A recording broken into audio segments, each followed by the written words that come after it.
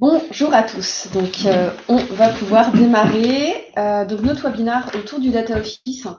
Comment organiser son Data Office, comment structurer son équipe data. Donc, ce webinaire, en fait, on l'a organisé parce qu'on avait déjà fait une session sur ce sujet qui avait abordé vraiment beaucoup de thématiques et il y avait eu beaucoup de questions aussi. Donc, du coup, on se rend bien compte que c'est un sujet qui est vraiment stratégique. Les gens se posent beaucoup de questions. Donc, on a décidé de refaire une session. Cette session se veut un petit peu différente dans le sens où on ne voulait pas faire un webinaire classique, on voulait vraiment faire quelque chose du type table ronde, voilà, juste de la discussion et puis pouvoir répondre en direct à vos questions. Donc, j'ai collecté quelques questions en amont du webinaire, mais surtout, voilà, s'il y a des questions qui vous viennent ou des sujets que vous souhaitez aborder pendant le webinaire, le chat est fait pour ça. Donc, vous avez juste à mentionner la question et puis on y répondra en direct. Donc, j'ai le plaisir d'être avec Akhil Daboul, senior data manager chez Data Value Consulting, et Abdelaziz Joudar, président du groupe Data Value Consulting aujourd'hui. Est-ce que vous voulez vous présenter? Bonjour tout le monde, voilà, Akhil Daboul, donc senior data manager au sein de Data Value Consulting, en charge de l'offre data stratégie. Et Abdelaziz Joudar, donc resté consultant dans l'âme une trentaine d'années essentiellement sur la data et l'IT de manière générale et l'organisation, et accessoirement président, cofondateur de Data Value Consulting. Exactement. Donc, le Data Office. Alors, on avait fait le webinaire la dernière fois, il y avait eu beaucoup de questions. Tu avais commencé, il me semble, Akhil, à parler rapidement justement du poste du CDO, de la création un petit peu des Data Office, et finalement que ce n'était pas tout à fait évident. C'était des postes avec peut-être une feuille de route et des missions qui n'étaient pas forcément tout à fait claires. Je ne sais pas si tu veux dire quelques mots déjà là-dessus. Globalement, en fait, on était sur la création de Data Office et puis lié au poste de CDO. C'est des fonctions qui sont assez récentes en fait dans les organisations, qui ont à peu près moins de 10 ans, et qu'aujourd'hui, leur feuille de route n'est pas encore très bien définie et pas très claire. Si on résume un petit peu le rôle de Data Office au sens large, c'est eux qui portent quand même la stratégie data au sein de l'entreprise et les garants de la bonne qualité et du bon usage de la donnée à tous les niveaux au niveau de l'organisation. Ils assurent également en fait tout ce qui est assistance aux utilisateurs, réalisation de use case, et en même temps une veille technologique et de l'innovation autour de la data. Ok. Mais alors, c'est un poste parfois qui échoue. Enfin, on avait vu des résultats des enquêtes qui disaient... On avait vu que côté Gartner, ils ont fait une étude récente en fait sur la partie CDO. Il disait qu'un CDO, il tient en moyenne dans son poste à peu près 2 ans et demi. Et puis, plus de 50% des CDO n'atteignent pas leur objectif. Parmi les problématiques rencontrées ou les raisons pour ces difficultés, il y avait première raison, c'est le manque de sponsorship au niveau de ces postes. Et puis le deuxième, c'est le manque de clarté et puis le manque d'acculturation et de connaissance du potentiel de la data au sein des structures. Encore une fois, ça revient quand même à la récence de la fonction. Et puis les organisations tout autour, parce qu'on sait bien qu'une organisation à peu près dure 3 ans, et puis si on a une dizaine d'années d'ancienneté, c'est-à-dire qu'on a déjà à peine testé une ou deux itérations d'organisation sur ces sujets-là, contrairement à d'autres organisations. Donc du coup, c'est beaucoup plus clair. Donc ça amène effectivement donc au modèle d'organisation. Donc souvent le data office entre guillemets est en charge de la gouvernance des données. Donc comment est-ce qu'on va travailler, comment on va avoir cet alignement entre les directions métiers, parfois les filiales, parfois la DSI, etc. Est-ce que tu peux peut-être nous en dire plus sur justement les modèles d'organisation qui sont possibles et peut-être ceux que vous préconisez aujourd'hui et pourquoi? En termes de modèle organisationnel, en fait, d'une manière large, en fait, on a 3 typologies d'organisation, voire 4, en fait, on verra par la suite.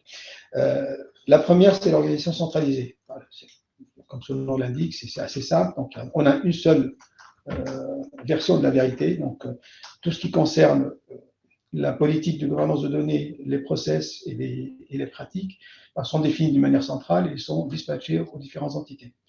ça a l'avantage d'avoir cette vision unique et puis d'avoir une homogénéité de traitement de la data au sein de la structure. L'inconvénient, c'est que quand même c'est un peu rigide et puis ça nous éloigne des périphéries et des métiers. Et chaque fois qu'on a besoin de modifier ou d'amender les choses, là, on revient sur il faut faire appel à l'entité centrale pour tenir compte de ces modifications. Contrairement à la partie centralisée, on a la partie décentralisée. C'est que chaque entité, elle a une autonomie dans la gestion de ces données et de la gouvernance et de la politique autour des données. Mais ça impose quand même ça donne une certaine souplesse et puis une certaine autonomie aux entités, mais il a l'inconvénient qu'on manque le manque de cette cohérence de la vision globale et ça impose du coup des canaux de communication entre les différentes entités qui sont concernées.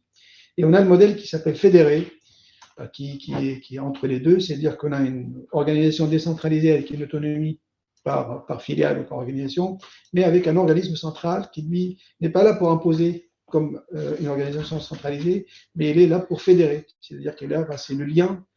Il est un facilitateur en fait qui assure le lien entre ces différentes entités et puis en fait trouver des sujets communs en fait sur peut-être définir une politique commune au niveau de la sécurité, une politique commune au niveau de la gouvernance et essayer de l'appliquer sans l'imposer en fait au reste de l'organisation. Et de ces trois organisations, on tombe sur des organisations hybrides en fait où on prend le meilleur de chaque. Et ça c'est ce qui est aujourd'hui le plus répandu. C'est ce que tu préconises? C'est ce qu'on préconise aujourd'hui, c'est en fait parce que c'est ce qui est le plus adaptable et puis le plus répandu dans les organisations. Encore une fois, comme c'est des organisations qui sont récentes autour de la data, ça permet de réajuster son organisation de data office sur ce modèle-là. Et puis c'est un modèle en fait qu'il faudrait revoir constamment, en fait, tous les 3-4 mois, il faudrait se remettre en question, voir en fait si l'organisation correspond aux attentes et puis l'ajuster en fonction de l'évolution des demandes et des besoins. Et comment fonctionne ce mode hybride, justement? Le mode hybride, c'est le mode qui permet généralement dans les organisations de trouver l'équilibre entre une proximité métier. Pourquoi? Parce qu'elle est importante, c'est par là que sortent les cas d'usage qui vont apporter de la valeur, et la scalabilité, je dirais, des procédures, des règles, des process, etc. Dans un modèle centralisé, ce qui fonctionne le mieux, c'est qu'on peut très rapidement déployer les process à plus grande échelle. Et le modèle hybride essaie dans l'organisation de trouver cet équilibre entre la proximité avec les métiers et la scalabilité des process pour que tout le monde puisse rentrer, je dirais, dans l'entonnoir et fonctionner de la même manière. Et aujourd'hui, il est simple, je dirais en plus, c'est un process simple par rapport au modèle en silo, les fédérés et les autres, parce que il est beaucoup plus souple et s'adapte mieux aux organisations qui bougent aussi dans tous les sens. L'essentiel pour ce modèle d'organisation, c'est d'intégrer une revue dans les comités stratégiques de la data tous les 6 mois pour identifier les zones grises qui posent encore problème et de réadapter les rôles et les responsabilités de manière continue.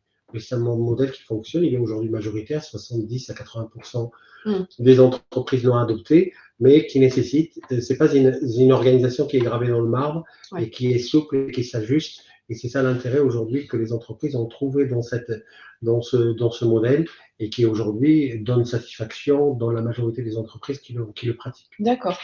Et il y avait un prospect justement qui me posait la question hier, est-ce que, donc du coup, quel est le meilleur modèle quand on a un groupe, un grand groupe, composé de multiples filiales, pays, BU, peut-être parfois qui couvrent des services ou des produits différents? Est-ce qu'il y a un modèle, entre guillemets, qu'on va préconiser? C'est le modèle fédéré, en fait, qui donne de l'autonomie aux filiales et en même temps, en fait, qui permet d'avoir une certaine cohérence dans l'ensemble.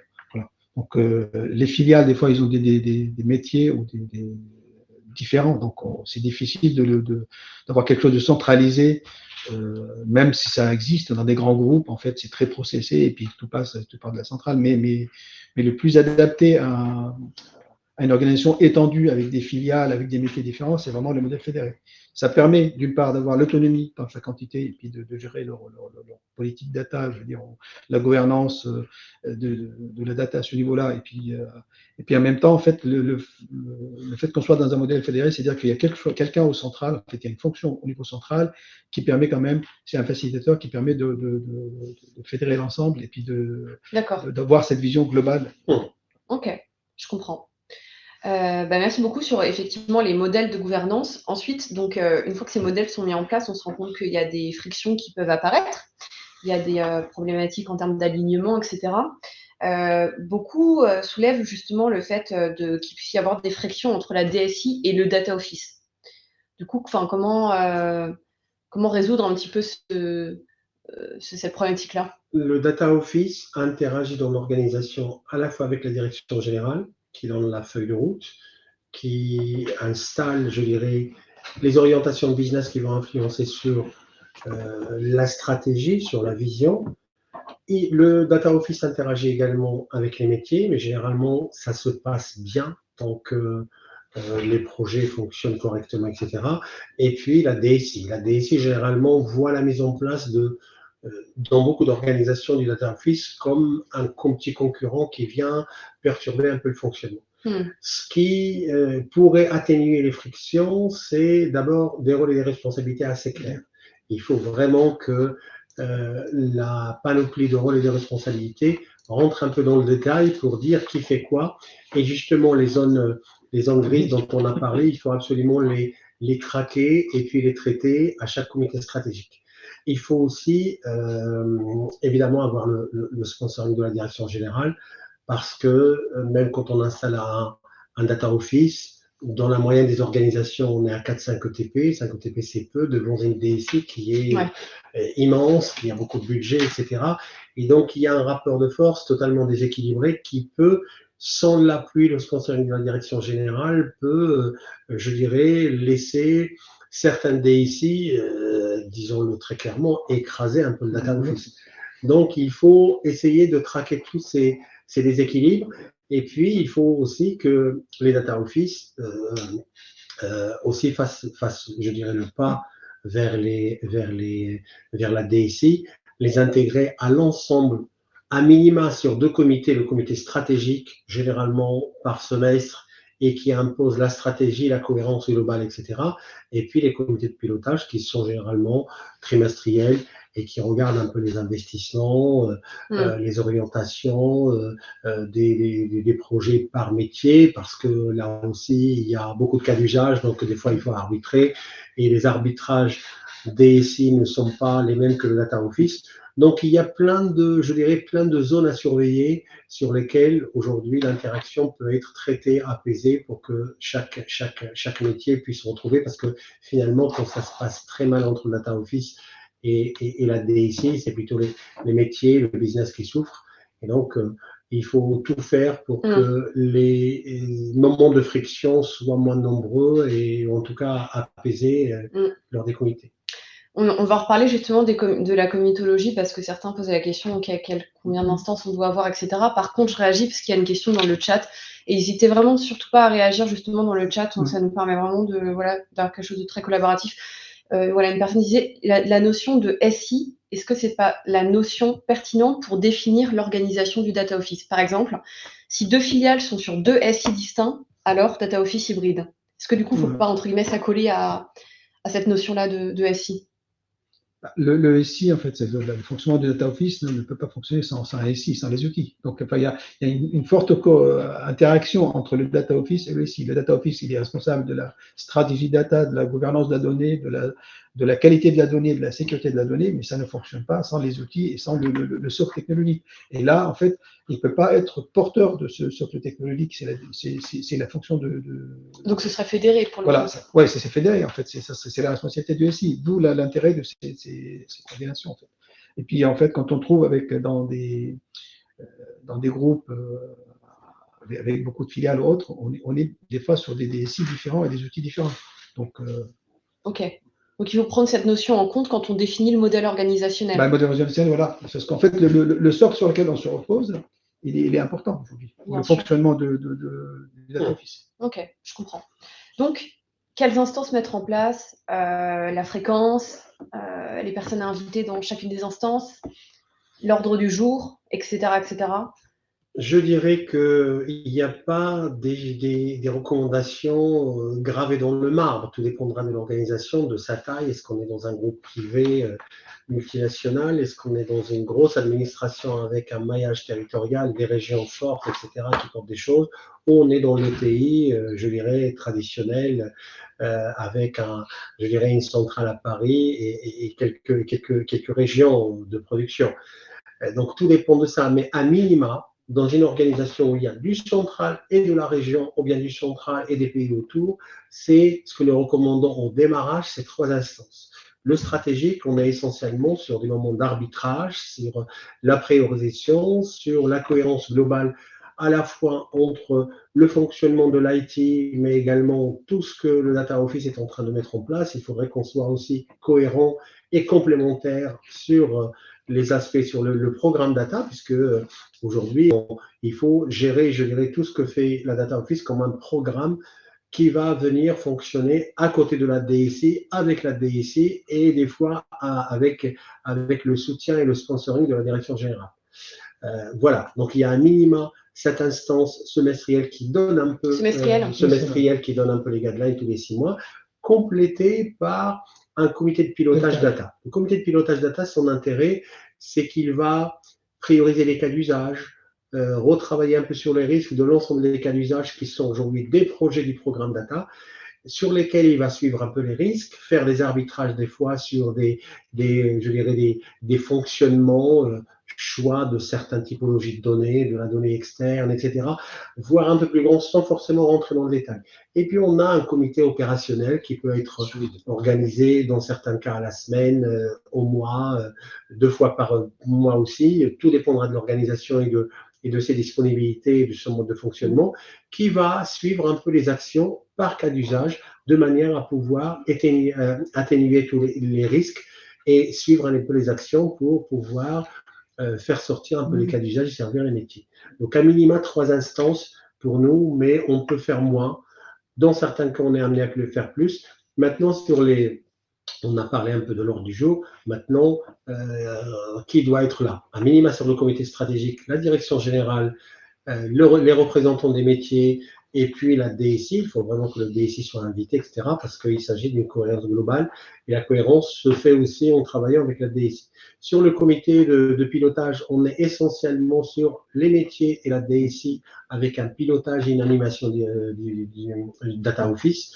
Et puis, le fonctionnement de tous les jours, c'est essentiellement les managers data, métiers, et puis, quand il y a vraiment des aspects techniques, intégrer également le chef de projet de la DSI qui pourrait aussi intervenir pour pouvoir traiter les actions qui relèvent de l'IT.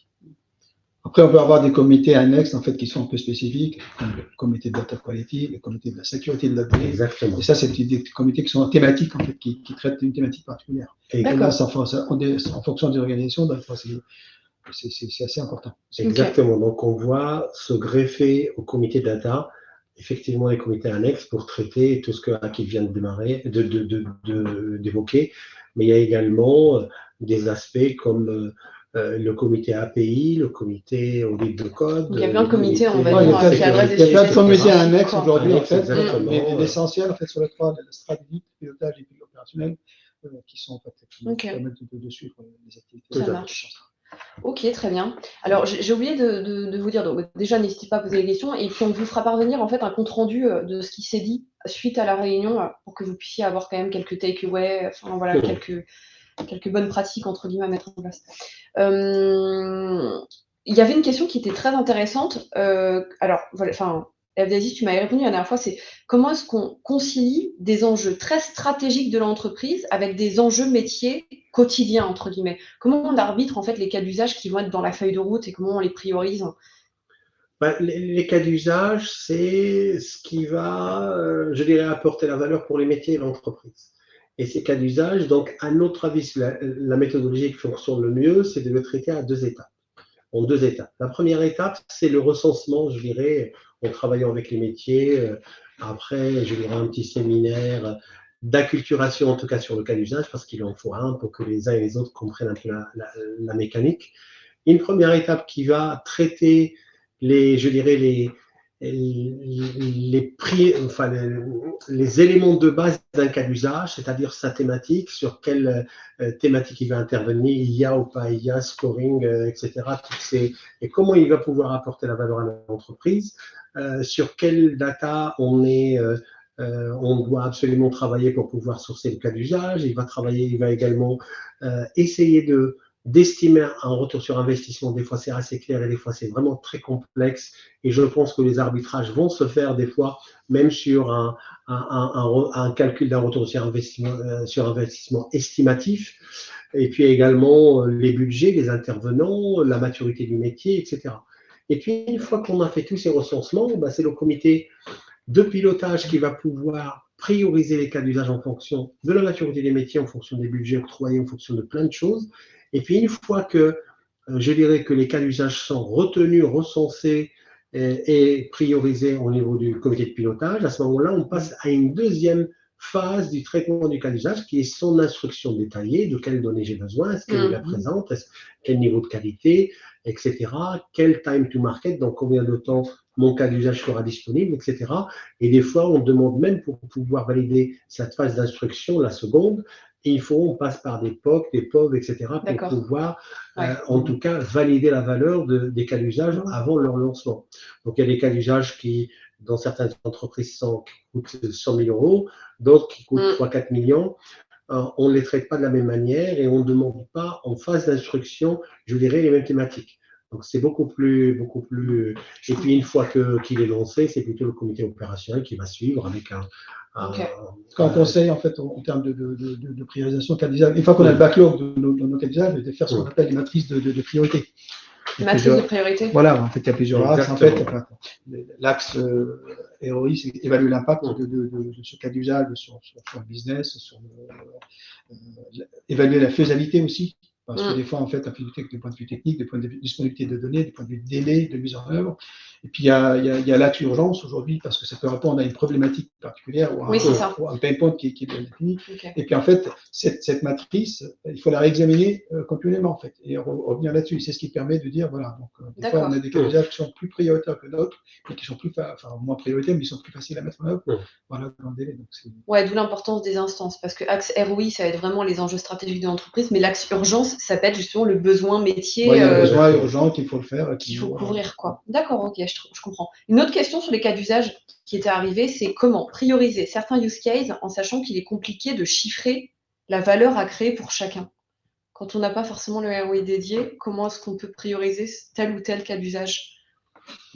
Ça, on revient sur la matrice que j'ai évoquée, en fait. Voilà, parce qu'en fait, le degré d'urgence, est-ce que c'est une réponse à une problématique ou un pain point? Et puis après, sur la faisabilité technique et délai de mise en œuvre. Et puis après, donc il y a toujours, en fait, quand on n'arrive pas à chiffrer un ROI estimé ou palpable, il y a un minima pour les cas d'usage, en fait, c'est l'impact sur quel process. Est-ce que ça a un impact sur la connaissance client, sur la fidélisation client? Est-ce que ça a un impact sur le chiffre d'affaires? Est-ce que ça a un impact sur un processus particulier au sein de l'entreprise? Donc, l'étude de l'impact, en fait, permet de dire, voilà, ok, je comprends. Mettre un niveau de priorité. Quand on fait la matrice, en fait, il faut mettre aussi des poids, et puis des métriques qui permettent. Ça reste aussi estimatif, mais bon, c'est un moyen aussi de faciliter la chose. Et des fois, on prend également en compte des impacts indirects.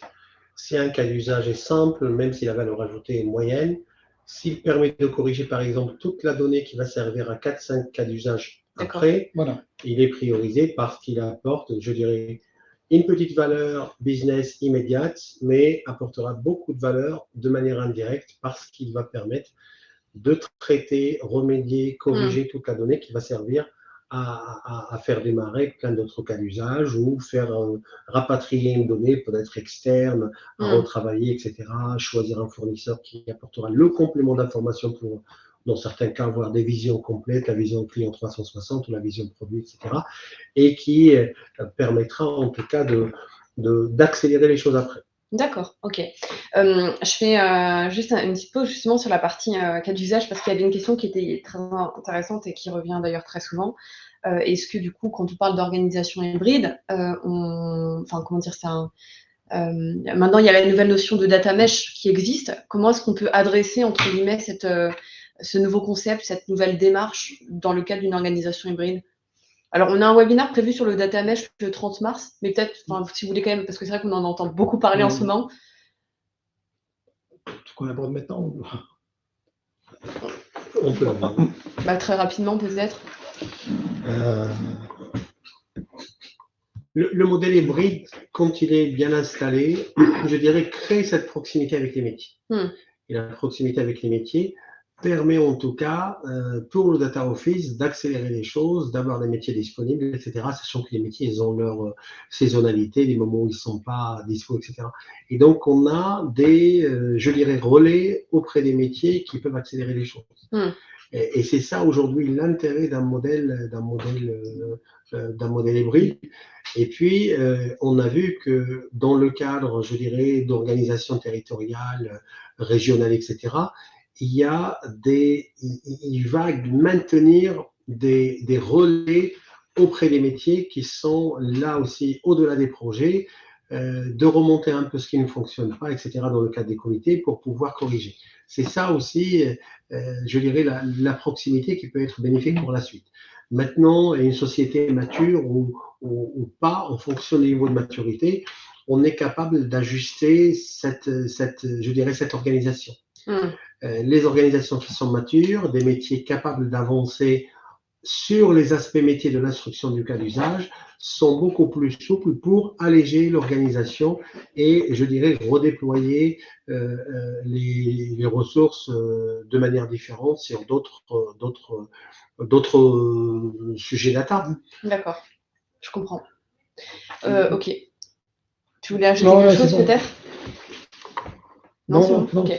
Il y avait une autre question effectivement sur quel poste pour constituer un data office. Quels sont les types de profils, mais ça on y répondra peut-être juste à la fin parce qu'il y avait une série de questions aussi là-dessus. Il y avait aussi pas mal de questions autour du rôle du data office dans les sujets de data visualisation, la gouvernance dans les tableaux de bord, la data en mode self-service. Quel rôle occupe le data office par rapport à toute cette partie-là? Effectivement, le data office, en fait, aujourd'hui, comme il intervient sur la gouvernance de la donnée, comme il intervient sur la qualité de données, sur les collectes et tout ça, donc ce sont des éléments qui impactent la partie data visualisation. La data vis, qui est la partie visible de l'iceberg, en fait, il intervient aussi également sur tout ce qui est aide au choix d'outils, sur ce qui est assistance aux utilisateurs.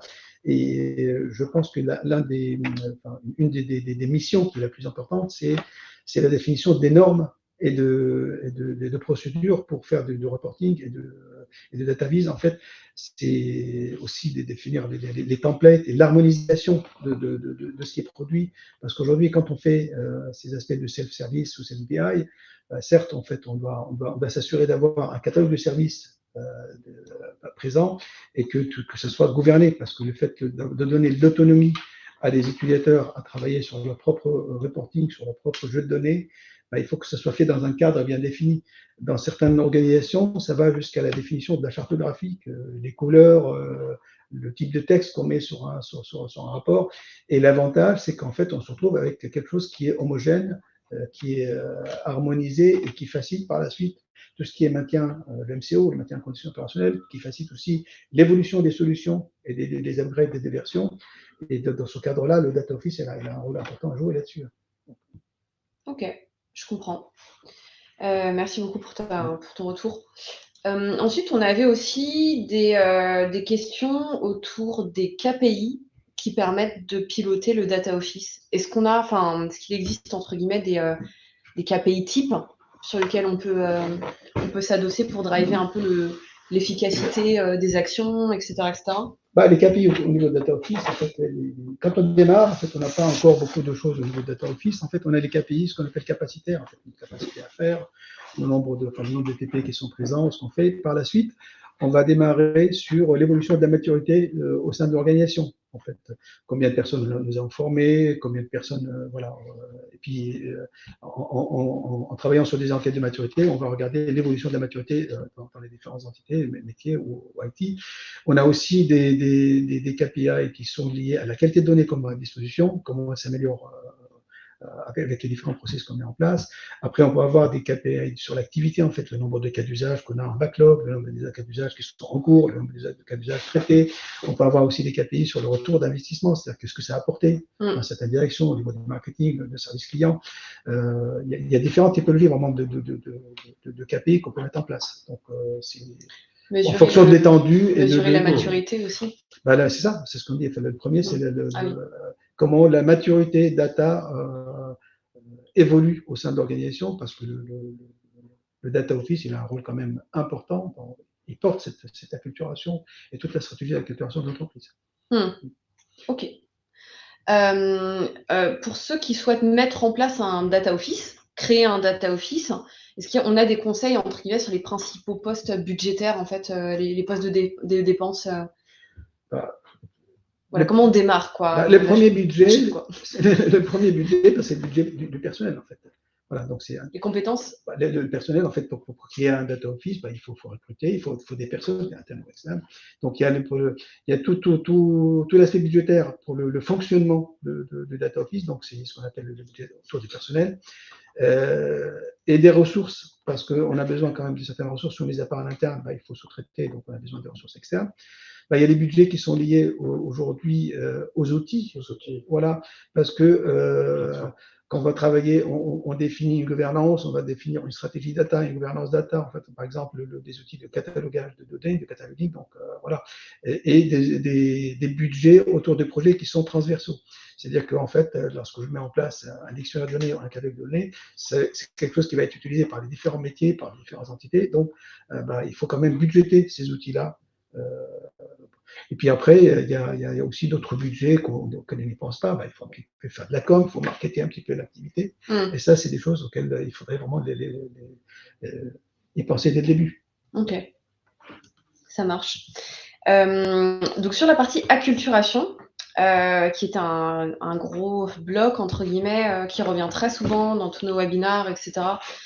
Dès qu'on parle de data management, data quality, enfin bref, ça revient souvent. Est-ce que vous avez justement des bonnes pratiques pour justement aider les organisations à réussir ce programme d'acculturation? Déjà, il s'adresse à qui? À toute l'entreprise, au top management, au métier, et enfin, comment est-ce qu'on peut vraiment, entre guillemets, le réussir, et puis derrière L'acculturation, c'est un sujet vaste. En fait, il faut avoir une stratégie. Enfin, ça fait partie de la stratégie data globale. Un des axes, c'est l'axe acculturation. L'acculturation, en fait, doit toucher l'ensemble des salariés de l'entreprise à tous les étages. Et donc, ça se décrit dans un plan. Et puis, en fait, il faut, comme je l'avais précisé au début, donc on a plusieurs typologies, en fait. Normalement, on découpe l'organisation en 3 parties. Il y a le tout public, il y a les experts autour de la data, tous ceux qui sont amenés à travailler avec la data, et le top management. Et pour ces différentes 3 catégories d'audience, en fait, qu'on a au sein de l'entreprise, l'approche, le programme, le contenu, tout est différent, tout est adapté.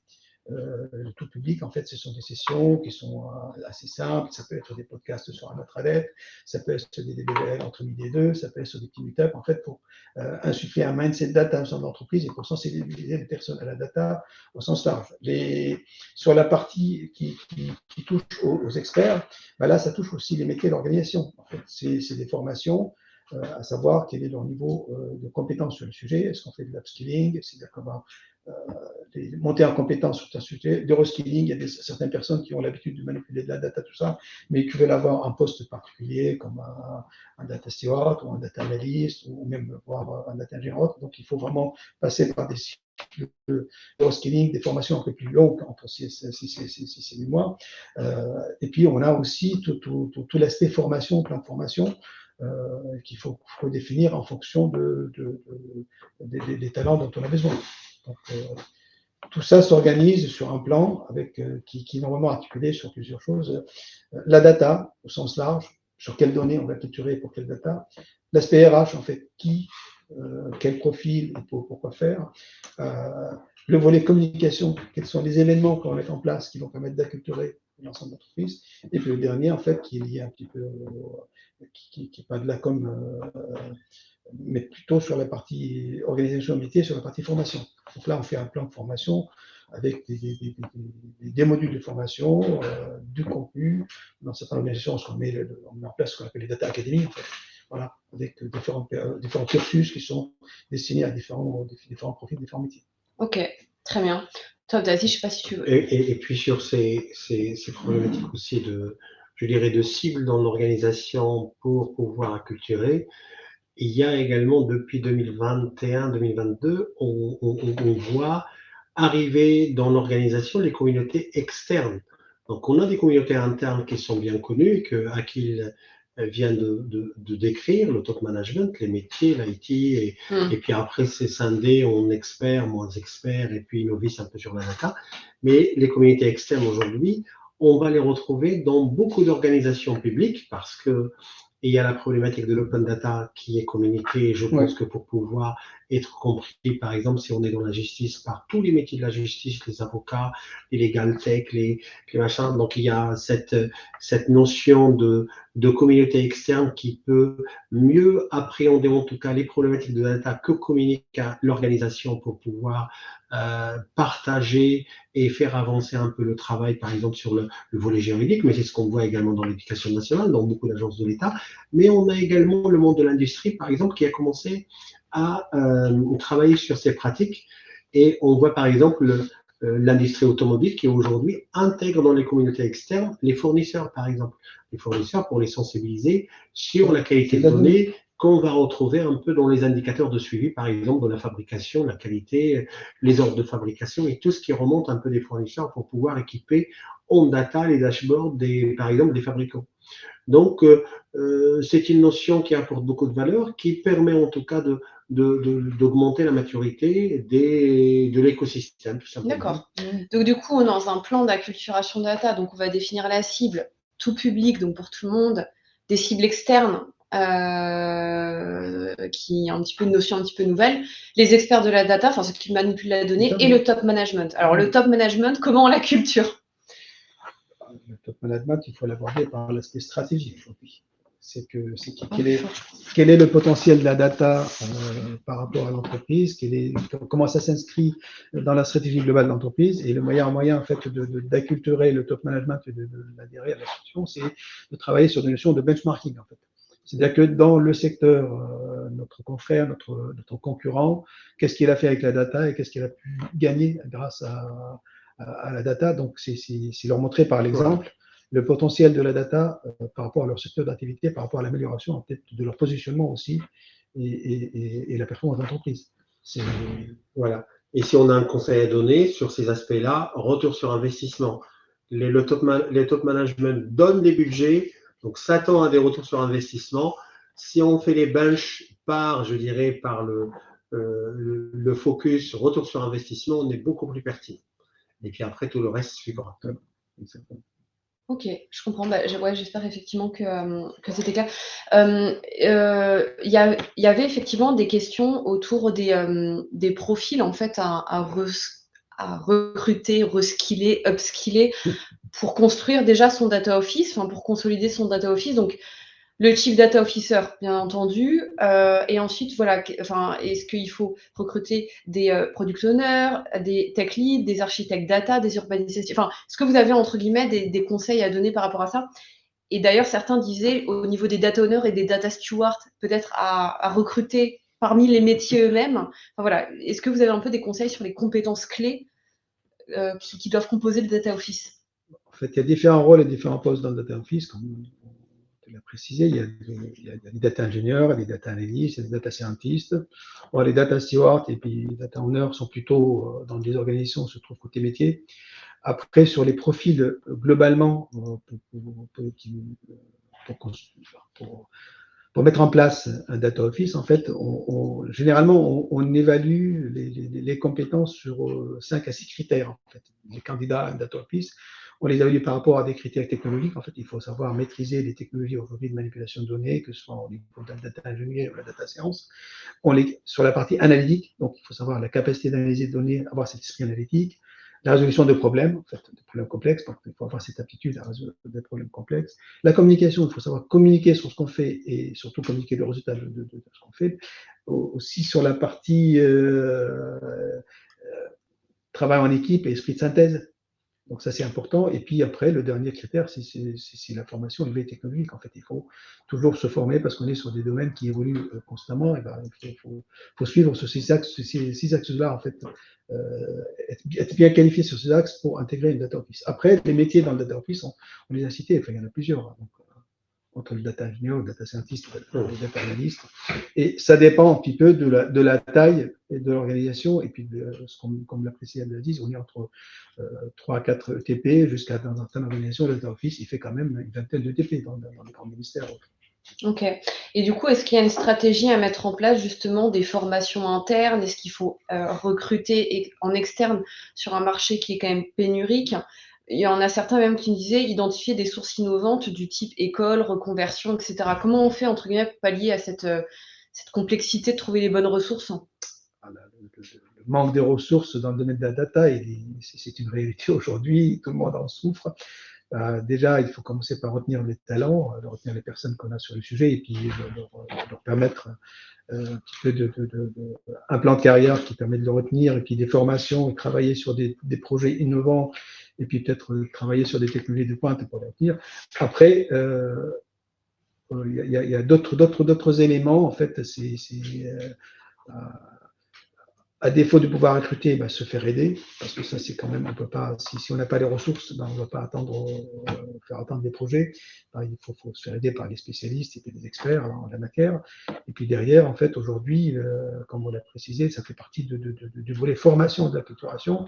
C'est que quand on a besoin de monter en compétence certaines personnes, ben, il y a l'aspect aussi reskilling aujourd'hui, notamment pour les postes qui sont en interne, comme le data owner ou les data stewards.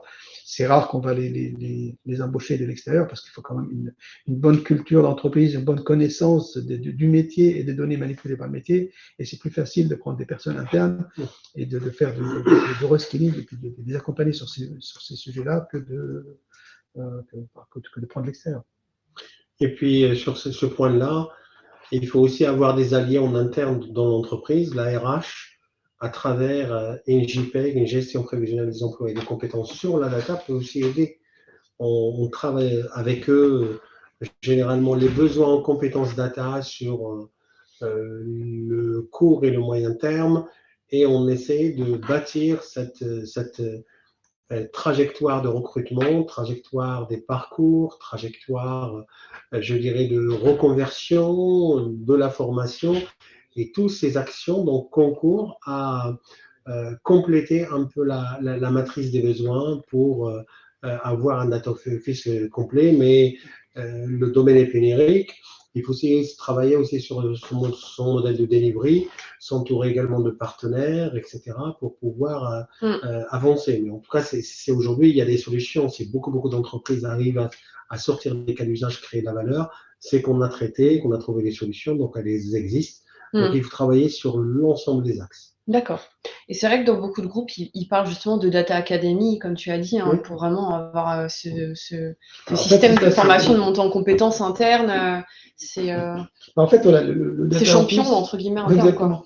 Le data office, une fois qu'il est créé, il a son mandat, en fait. La première chose, c'est de savoir un petit peu les compétences et les ressources dont on a besoin. Et la seconde étape, c'est qu'en fait, ce qu'on appelle faire le mapping des talents. C'est-à-dire que je regarde qu'est-ce qu'on a comme compétences en interne versus ce dont on a besoin. Et à partir de là, l'écart qu'on a entre les deux, en fait, ce mapping des talents permet d'avoir cet écart. Comment le combler cet écart? On va revenir sur l'aspect qu'on avait mis, en fait, la culturation au sens large, l'upskilling, le reskilling, le recrutement. On retombe sur ce même sujet. Ok. Il y avait une question sur le salaire d'un poste de data owner, data scientist, data analyst et data manager dans un grand groupe. Il y a des notions que vous pouvez communiquer ou c'est dur à dire? Il y a beaucoup de grilles aujourd'hui sur le marché. On peut retrouver ça dans pas mal d'organismes qui publient ça. Mais honnêtement, ça bouge. C'est des fonctions nouvelles en plus. C'est des fonctions nouvelles. Ça bouge beaucoup entre Paris et la région, entre la taille des groupes, le niveau d'expérience. Est-ce que c'est pas très volatile d'une certaine façon aussi, le marché justement du recrutement, c'est-à-dire vu que c'est des fonctions qui sont très nouvelles, est-ce qu'on arrive bien à établir un vrai... Le marché est très volatile, 40% aujourd'hui des salaires, en tout cas sur les dernières études qui ont été faites, sortent des nuages et de la moyenne. Ouais. Donc il y a beaucoup de personnes surpayées et d'autres qui sont sous-payées. Ouais. Que 60% de la population qui est sur la médiane des salaires. Okay. Donc il y a encore, je pense que le marché va, je dirais, épurer comme il le fait sur tous les nouveaux postes. Et je pense qu'on reviendra sur des moyennes beaucoup plus cohérentes. Est-ce que ça se chiffre en années d'expérience, L'année d'expérience, posture, en fait, aujourd'hui, ça dépend, honnêtement, le salaire il est très personnel d'une part, et d'autre part, ça dépend de la taille de l'entreprise, du besoin, de la pénurie. Aujourd'hui, comme la conseillère dit, c'est pas une fourchette, c'est un râteau, en fait, c'est très large. Ah oui. Et le marché fait qu'en fait, plus on a de la maturité sur le sujet, plus on descend sur une fourchette classique. Aujourd'hui, il y a vraiment c'est dispersé, en fait.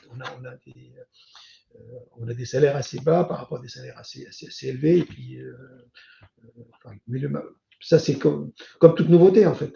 Puis là, le marché se stabilise petit à petit. C'est difficile de donner des moyennes comme ça, parce que sachant qu'il y en a beaucoup, en fait, beaucoup d'études, comme IDC ou Gartner ou autres, en fait, qui donnent des moyennes sur ce niveau de salaire. Mais bon, ça reste un sujet délicat. Ça reste un sujet délicat, ça c'est clair, pour nous aussi d'ailleurs. Et ok, bah, écoutez, merci beaucoup. Donc si je résume un petit peu ce qui s'est dit, donc sur cette partie création d'un data office, alors donc, il y a l'aspect gouvernance qui est important, à savoir le modèle organisationnel qui va être éligible à l'organisation, qui va impliquer derrière un alignement entre les métiers, la data, l'IT, qui se fluidifie à travers des instances, à travers une manière de prioriser ces use cases, d'instruire ces use cases, qui permet de mettre de l'ordre, de mettre des règles, de mettre des processus, mais toujours ces instances qui permettent de prioriser, de corriger, d'identifier ces zones grises, comme tu disais, Abdelaziz. Donc ça, c'est vraiment la partie organisationnelle qui est vraiment importante, qui permet de faire en sorte qu'il n'y ait pas de friction et que tout avance selon la feuille de route qu'on a définie, et ça en toute transparence et dans la discussion. Resituer les missions et le rôle du data office quand il s'agit effectivement de data visualisation, de budget, de priorisation des use cases. Quelques KPI qui permettent effectivement de piloter le data office. Ça, c'est très important, j'imagine, pour justement avoir ce sponsoring du top management. La partie acculturation qui est la clé à adresser de façon différenciée, personnalisée en fonction des différentes cibles de l'entreprise, en fait, tout public, top management, etc. Donc, il y a des bonnes pratiques, il y a des méthodes, des leviers de communication et de formation qu'on va mettre en place selon un programme d'acculturation global qu'on va mener. Et puis, finalement, on retrouve toute cette partie people, donc compétences clés qu'on va rechercher, à la fois quel profil, quelle sensibilité on va aller chercher par rapport à ces profils qui peuvent s'intégrer dans l'entreprise, dans le data office.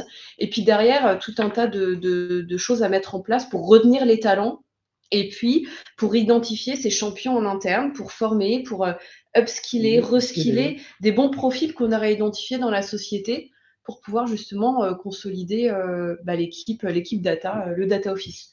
Je ne sais pas s'il y a quelques ajouts que vous souhaitez faire. C'est ma compréhension en tout cas de ce qui s'est dit aujourd'hui. Non, je pense que d'habitude, tu as été parfait.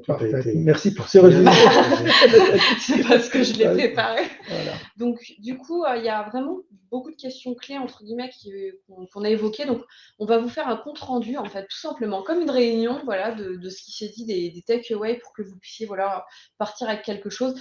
On a tenté ce nouveau format, façon table ronde, plus discussion, moins slide, etc. Peut-être pour... et puis avec des questions qu'on vous a demandées aussi en amont. J'espère que ça vous a plu. N'hésitez pas à nous faire un retour aussi là-dessus. On se veut innovant, etc. Répondu à toutes vos questions aussi. Voilà, répondre à toutes vos questions. Peut-être faire notre minute publicité. Donc, il y a un baromètre qui se prépare. On a déjà récolté je dirais, beaucoup de participation d'entreprises à ce baromètre, et qui va revenir un peu sur les tendances, comme on l'a évoqué pour les communautés externes. Donc, il y a plein de petites choses qui sont en train d'arriver pour, je dirais, faire évoluer ce cosmos très intéressant, très data, Et donc voilà, donc scruter un peu la sortie de ce baromètre qui donne des indications assez claires sur l'évolution du marché et comment, en tout cas, il est perçu par les entreprises qui participent à cet événement. Voilà.